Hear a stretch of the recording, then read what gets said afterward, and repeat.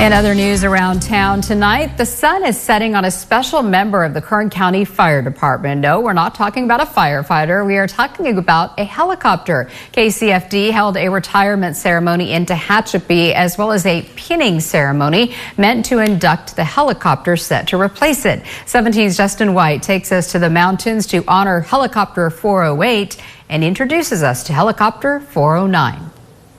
Helicopter, or H-408, began its service in 1968, serving in the Vietnam War. It served as a medevac chopper as part of the Army's 117th Assault Helicopter Company, the Warlords. It even still has the Warlords decals on its sides. H-408 suffered a serious accident in 1970. An explosion occurred on board, shearing its tail boom and shredding its mast. It missed the nearest safe landing area by 40 feet, a crash that injured 4 soldiers. Those soldiers survived and fully recovered, but H-408 was relieved of duty. It then began serving stateside in multiple different positions. In 1999, H-408 was acquired by Kern County Fire Department. Funding was also acquired to refurbish the helicopter, and since 2000, H-408 has been a valuable tool assisting KCFD's operations. The 408's been in service since 2000. The last 24 years, it's been on every major fire. Last year specifically, flew over 20 night hours on the Burrell fire. This puts H-408's service time at 56 years. It was the first helicopter in KCFD's aviation program. The fighters in the program dubbed themselves Black Sheep. Kern County had a Helitac crew. We were the only agency that did that outside the Forest Service. And our crew was always getting scrutinized, so we were always working the hardest to make sure that we did everything better than everybody else. Somebody came up with the idea that we're a bunch of black sheep. Alas, like an old fireman's career, H-408s must come to an end. But KCFD isn't going to be down a man.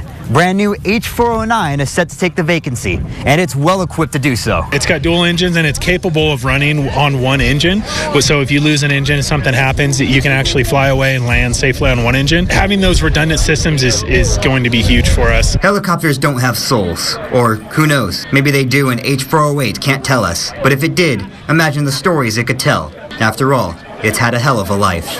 There's no set date on when H-409 will take its first flight, but PIOs Andrew Freeborn and Jonathan Drucker say that once the firefighters get their proper training, you can expect to see this baby in the air. From Tehachapi, Justin White, 17 News.